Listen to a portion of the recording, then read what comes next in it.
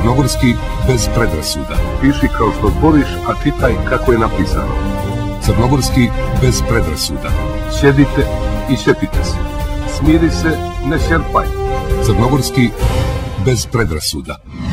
Genitiv je padež ticanja. Od svih padeža ima najšire značenje.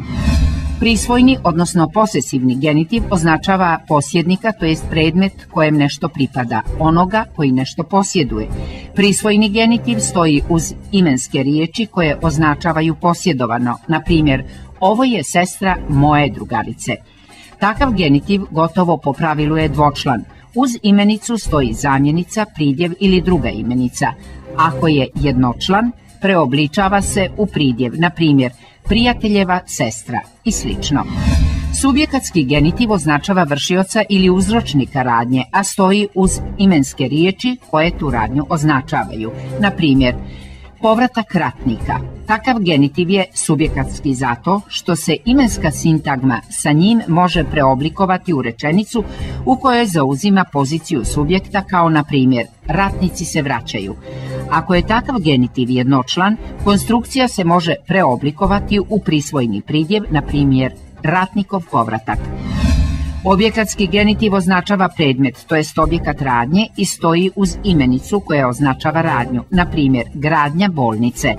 Zove se objekatski zato što je imeničke sintagme u kojima se javlja moguće preoblikovati u rečenice u kojima takav genitiv zauzima poziciju pravog objekta u akuzativu. Na primjer, grade bolnicu. Objekatski genitiv po pravilu se ne preoblikuje u prisvojni pridjev. Zapravo, takvo preoblikovanje najčešće uopšte ne dolazi u obzir. Na primjer, umjesto gradnja bolnice nikako ne možemo reći bolnička gradnja.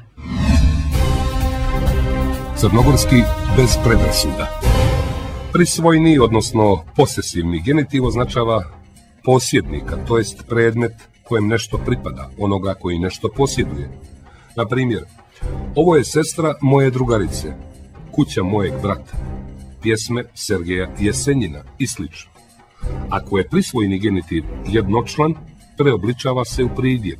Na primjer, prijateljeva sestra, bratova kuća, Jesenjinove pjesme i sl. Subjekatski genitiv označava vršioca ili uzročnika radnje, a stoji uz imenske riječi koje tu radnju označavaju. Na primjer, povratak ratnika, memoari glumice, izvještaj sekretara i tako dalje.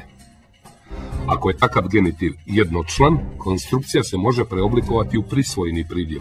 Na primjer, ratnikov povratak, glumičini memoari, sekretarov izvještaj i tako dalje. Objekatski genitiv označava predmet, to jest objekat radnje i stoji uz imenicu koja označava radnju. Na primjer, gradnja bolnice, pisanje pisama, čitanje knjiga, slušanje muzike i tako dalje. Objekatski genitiv ne može se preoblikovati u prisvojni pridjev. Na primjer, nikako ne možemo reći bolnička gradnja umjesto gradnja bolnice, niti muzičko slušanje umjesto slušanje muzike i tako dalje. Crnogorski bez predrasuda. Ja govorim crnogorskim jezikom i mislim da je to potpuno ispravno što se uvodi taj crnogorski jezik konačno.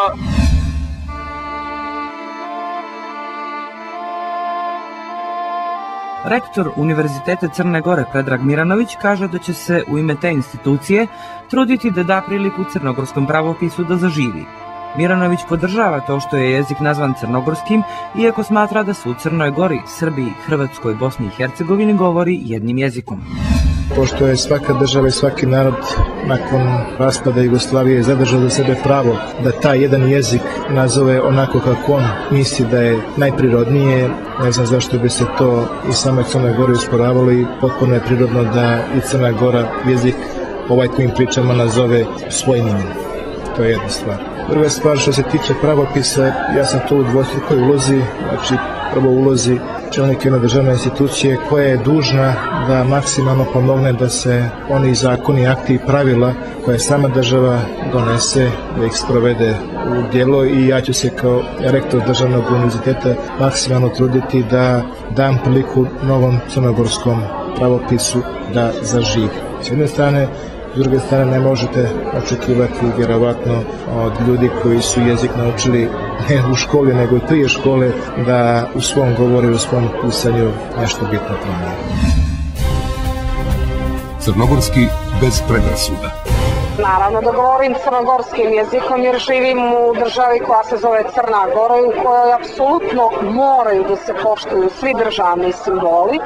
Pravopis podržavam apsolutno i vrijeme je bilo da stavimo na papir ono što inače u realnom životu govorimo, u svakodnevnom govoru koji je konačno iz narodnog standardizovan i prešao u književni.